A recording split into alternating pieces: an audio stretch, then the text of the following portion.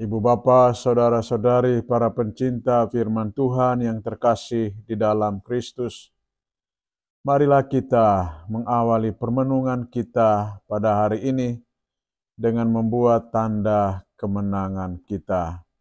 Dalam nama Bapa dan Putra dan Roh Kudus. Amin. Bacaan dari Injil Lukas, bab 9, ayat 7-9. Ketika Herodes, raja wilayah Galilea, mendengar segala sesuatu yang terjadi, ia merasa cemas, sebab ada orang yang mengatakan bahwa Yohanes telah bangkit dari antara orang mati. Ada lagi yang mengatakan bahwa Elia telah muncul kembali, dan ada pula yang mengatakan bahwa seorang dari nabi-nabi zaman dahulu telah bangkit. Tetapi Herodes berkata, Yohanes kan telah kupenggal kepalanya. Siapa gerangan dia ini yang kabarnya melakukan hal-hal besar itu? Lalu ia berusaha untuk dapat bertemu dengan Yesus. Demikianlah sabda Tuhan. Ibu bapa, saudara-saudari, para pencinta firman Tuhan yang terkasih di dalam Kristus. Manusia dipilih dan dipanggil Allah untuk hidup di dalam kebaikan dan kebenaran. Hidup dalam kebaikan dan kebenaran akan membantu dan menolong kita untuk mengalami kedamaian, ketenangan, dan sukacita. Kedamaian dan ketenangan batin lahir dari diri kita yang mau membangun kehidupan kita sesuai dengan kehendak Allah. Jika kita tidak menghidupi nilai-nilai kebaikan, kebenaran, dan keadilan, maka akan terjadi kerusakan di dalam hati kita. Kita akan mengalami kecemasan, kekhawatiran, dan ketakutan yang luar biasa. Misalnya, pribadi-pribadi tertentu dipercayakan untuk mengelola aset negara.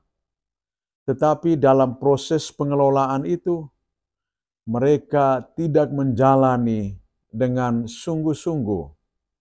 Mereka lebih mengedepankan keinginan, kesejahteraan dirinya sendiri daripada kesejahteraan masyarakat pada umumnya.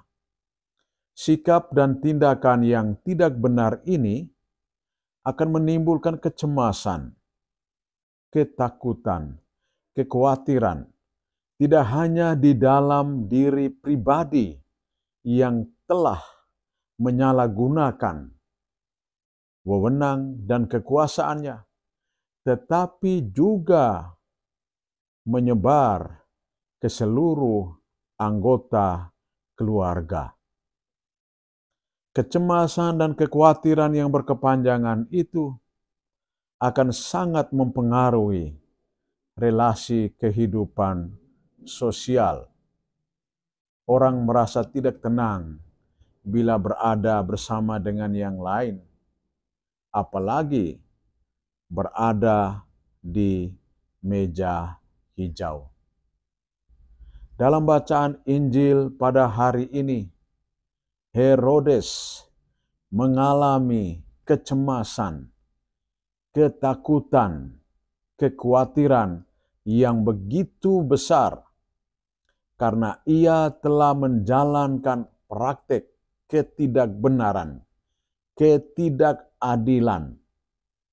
Ia telah menghabiskan kehidupan orang lain, yakni Yohanes Pembaptis. Karena Yohanes Pembaptis menyerukan, menyuarakan soal kebenaran dalam kehidupan. Kehadiran Yesus sungguh-sungguh mengganggu otoritas dirinya. Ia merasa cemas. Lalu ketika orang mengatakan bahwa Yohanes telah bangkit dari antara orang mati, ada juga yang mengatakan bahwa Elia telah muncul kembali. Dan ada pula yang mengatakan bahwa seorang dari nabi zaman dahulu telah bangkit.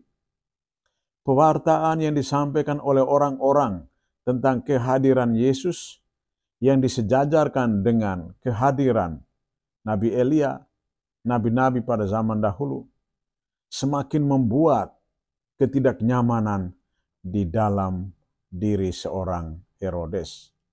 Lalu dia katakan, Yohanes kan telah kupenggal kepalanya. Siapa gerangan dia ini? Yang kabarnya melakukan hal-hal yang besar itu.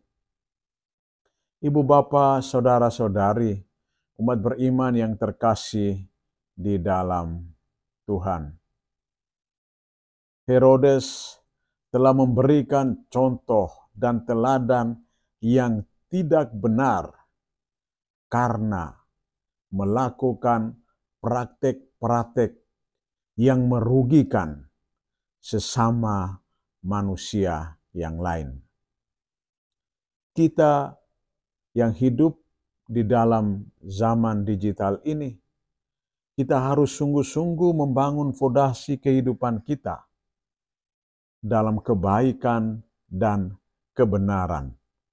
Sehingga apapun yang kita katakan, sikap dan perilaku yang kita wujud nyatakan, menunjukkan siapa diri kita yang sesungguhnya, yakni sebagai pengikut Kristus yang sejati. Marilah kita memohon kepada Tuhan supaya memberikan kekuatan kepada kita, agar kita boleh menjauhkan segala praktek kehidupan yang tidak benar dan merugikan orang lain. Pandanglah sesamamu, lihatlah kehadiran Tuhan di dalam diri mereka, maka engkau akan mengasihi, mencintai, dan memperhatikan sesama yang lain. Tuhan memberkati kita. Dalam nama Bapa dan Putra dan Roh Kudus. Amin.